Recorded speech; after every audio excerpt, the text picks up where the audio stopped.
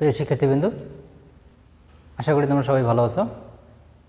আজকে আমরা নবম দশম শ্রেণীর উচ্চতর গণিতের 8.3-এর 8-এর চ অঙ্কটি আমরা সমাধান করব।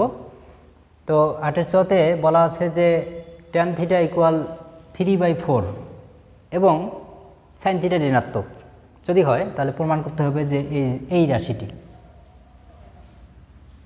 sin θ plus cos θ by sec θ plus tan θ = 14/5 এটি প্রমাণ করতে হবে। তো এখান থেকে 4টে রেশিওর মান লাগবে, sin cos sec tan, তার মধ্যে শুধু tan এর মানটাই দেওয়া আছে, বাকি আরও 3টি রেশিওর মান বের করতে হবে। তো এই 3টি রেশিওর মধ্যে আমরা প্রথমে সাইনের মানটি বের করব, কারণ প্রশ্নে বলা আছে যে sin θ ঋণাত্মক, তাহলে এখান থেকে আমরা আগে sin θ এর মানটা নিয়ে আসব। তাহলে আমরা এটাকে সূত্র ফেলি। tan হলো sin বাই cos ইকুয়াল 3/4। এখন আমরা আর গুণ করব, 4 sin θ = 3 cos θ। এখন বর্গ করতে হবে, কারণ এখানে দুই দিকে দুইটা ভিন্ন রেশিও আছে, সাইন আছে এবং কস আছে। সাইন থেকে কস কিংবা কস থেকে সাইনে যেতে গেলে অবশ্যই বর্গ করতে হবে, স্কোয়ার থাকতে হবে, তাহলে আমরা কস থেকে সাইন অথবা সাইন থেকে কসে আসতে পারবো।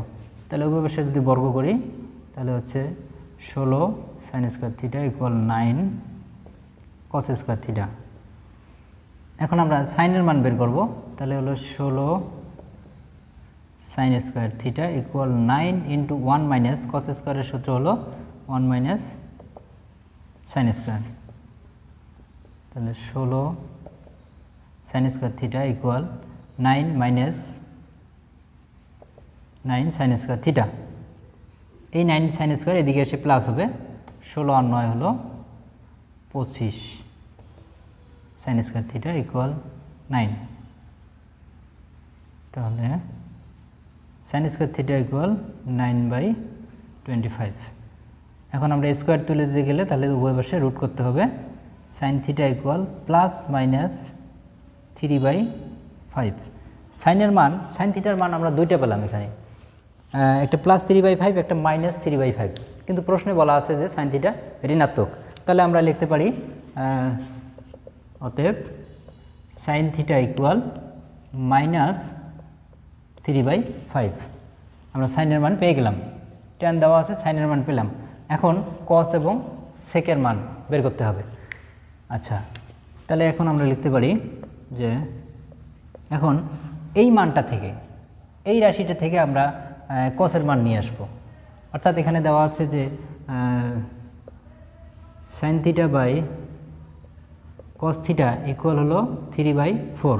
এখান থেকে আমরা cos-এর মান নিয়ে আসব, তাহলে 3 cos θ = 4 sin θ।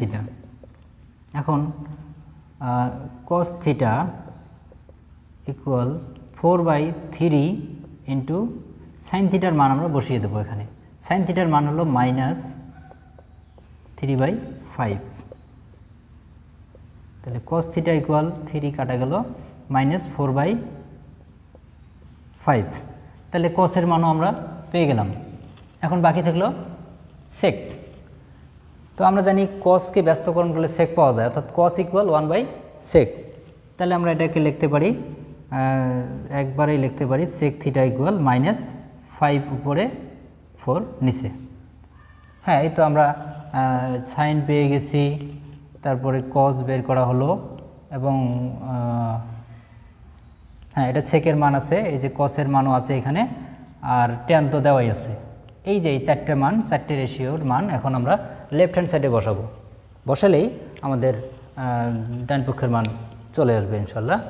তাহলে আমরা এগুলো এখানে মিশাই দিচ্ছি।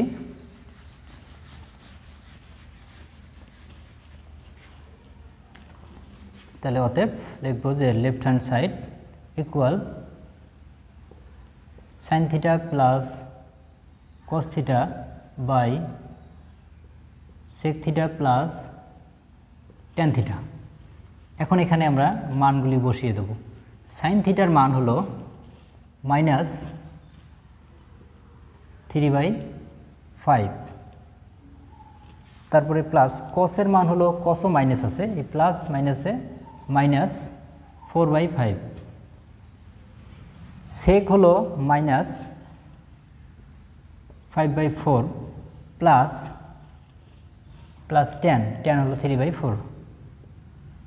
হ্যাঁ, এখন আমরা উপরের লসাগু করব, আবার নিচের লসাগু। উপরের লসাগু হলো 5, তাহলে হলো -3 -4, নিচের লসাগু 4 -5 প্লাস 3, তাহলে মানটি পাওয়া যাচ্ছে উপরে হলো -7/5, গুণন দিয়ে এটা উল্টে যাবে, 4 উপরে আর নিচে আসলো -5 প্লাস 3 অর্থাৎ -2।